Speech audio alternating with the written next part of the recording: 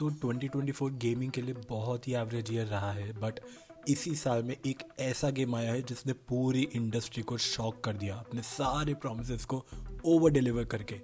तो hello guys, welcome to another video Sharma talks. मैं जिस गेम की बात कर रहा हूँ वो है none other than black myth Wukong.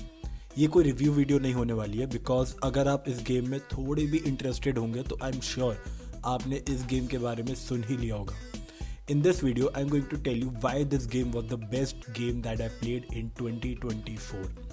तो पहले आते हैं इस गेम की स्टोरी पे। ये गेम इंस्पायर्ड है Chinese mythological tale journey to the west से, जिसमें एक मंकी किंग की कहानी होती है। बट हम इस गेम में मंकी किंग नहीं बल्कि डेस्टिन 1 प्ले करते हैं, जिसका काम होता है मंकी किंग को बैक टू लाइफ लाना। कैसे? उसे जब हेवन के गॉड्स हरा देते हैं तो मंकी गॉड का सोल 6 रेलिक्स में टूट के अलग अलग रेल में गिर जाता है, जस्ट लाइक हॉक्रेक्सिस हैरी पॉटर में।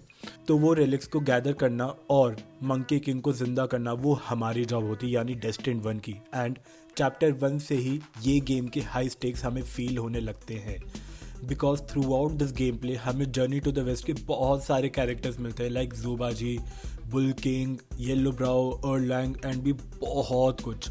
तो अगर आप स्टोरी या इन जनरल माइथोलॉजी के फ़ैन हो तो ये गेम आपके लिए एक ट्रीट से कम नहीं है, क्योंकि ब्लैक मिथ वुकोंग के मेकर्स ने एक बहुत ही इंटरेस्टिंग अप्रोच लिया नैरेटिव को समझाने के लिए, जो बहुत लोगों को ख़राब भी लग सकती है, बट मेकर स्टोरी को स्पून फीड नहीं करते। यस, अगर आप ऑलरेडी स्टोरी से फेमिलियर हो तो आपको ये गेम की लॉर समझने में कोई दिक्कत नहीं आएगी, but if you are not familiar with it then आपको 2-3 प्ले थ्रू के बाद हर एनिमी की बैक स्टोरी समझने आने लग जाएगी, जो मुझे पर्सनली बहुत ही इंटरेस्टिंग अप्रोच लगी, to be very honest. And did I tell you my favourite part of the narrative? वो था हर चैप्टर के एंड में एक बहुत ही ब्यूटीफुल एनिमेशन वीडियो जो स्टोरी के कुछ एलिमेंट्स एक्सप्लेन करती है in an extremely creative and beautiful manner. These animation videos व प्योर आर्ट। अगर आप ये गेम ना भी खेलो ना तो भाई प्लीज़ यूट्यूब पे जाके ज़रूर देखना सारी की सारी एनिमेशन वीडियोज़ को ब्लैक मिथ वुकोंग की, ठीक है। अब दूसरे पॉइंट पे आए तो मैं बोलूँगा इसका गेम प्ले।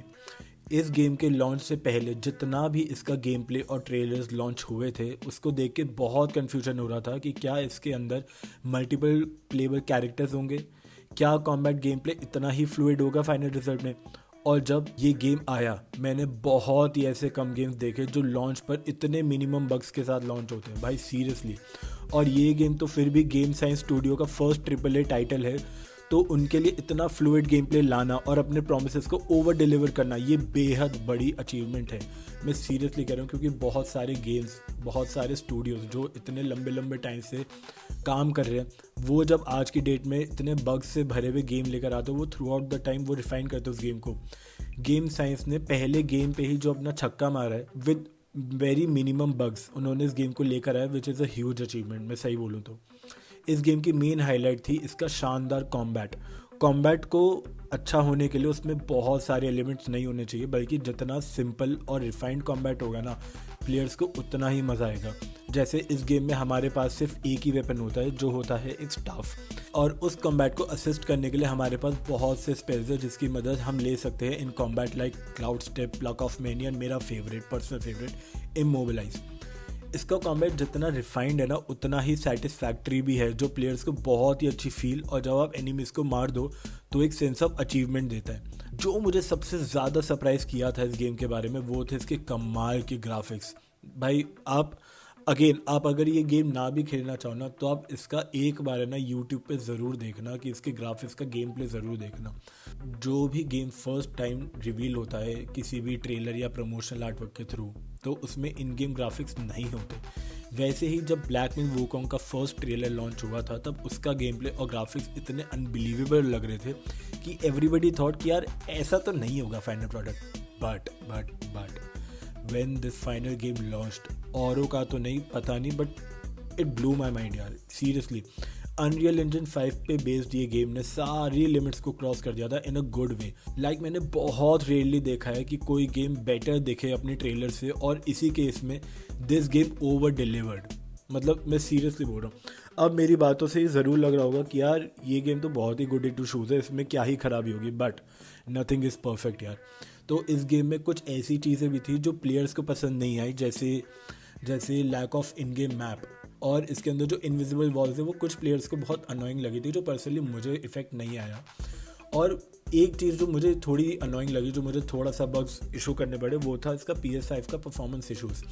PS5 में दो मोड्स आते हैं, एक परफॉर्मेंस और एक क्वालिटी। अगर आप क्वालिटी में जाओगे तो आपको 30 FPS पे लॉक मिलेगा, बट क्वालिटी ग्राफिक्स मिलेंगे। लेकिन 30 FPS पे ये गेम बहुत ही मुश्किल है, क्योंकि ये इतना एक्शन ओरिएंटेड गेम है ना कि आपको एक फ्लूइड परफॉर्मेंस, मतलब मिनिमम 60 हर्ट्ज तो चाहिए ही चाहिए।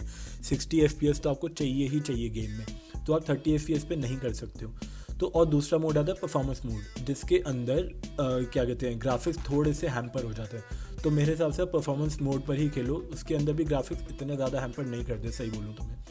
और जो प्लेयर्स को थोड़ा सा बग करा था वो था इसका स्टोरी टेलिंग स्टाइल, क्योंकि बहुत लोगों को समझ में ही नहीं है स्टोरी। अभी भी जब मैं वीडियो बना रहा हूँ तो गेम अवार्ड्स के नेक्स्ट वीक में इस गेम का एक मेजर अपडेट आया था, जिसके अंदर इन्होंने इन गेम मैप भी डाला था और चैलेंज मोड्स भी डाला था। And let me just say one thing, this is the most beautiful game map that I have ever seen. यार मतलब इतना डिटेल्ड, इतना बढ़िया मैप था ना इसका, इतना सुंदर मैप था कि मुझे वर्थ इट लगा ये वेट भी। और मुझे ऐसा नहीं लगा कि इन्होंने कुछ प्लेयर्स को प्लीज़ करने के लिए मैप फटाफट डाले, नहीं। ये मैप देख के ऐसा लग रहा था कि हाँ, ये प्लान में ही था इनके, और ये इतना सुंदर मैप लग रहा है ना, आप देखना एक बार।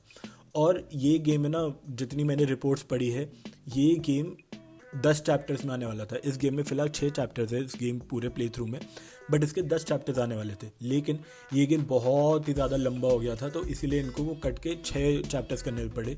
तो कुछ रिपोर्ट्स के माने तो इसके 4 और चैप्टर्स आएंगे इन लेटर अपडेट्स। तो ये ग्रेन ऑफ सॉल्ट की तरह ही लेना ये न्यूज़, मैं कुछ कह नहीं सकता इस बारे में। तो इन कंक्लूजन यार मैं तो यही बोलूँगा कि अगर मैं गेमिंग टर्म्स में 2024 को डिफाइन करूँ ना, तो ये साल मैं ब्लैक मैन वुकोंग को ही डेडिकेट करना चाहूँगा। If you love a good single player action game then you just can not miss this one, seriously बोल रहा हूँ मैं। तो गाइज़, अगर आपने ब्लैक मैन वुकोंग खेला है या फिर अगर आप खेलने की सोच हो तो प्लीज़ ये सब कुछ मुझे कमेंट सेक्शन में बताना, मैं हर कमेंट पढ़ता हूँ। So yes, this is me from shawarma talks, signing off.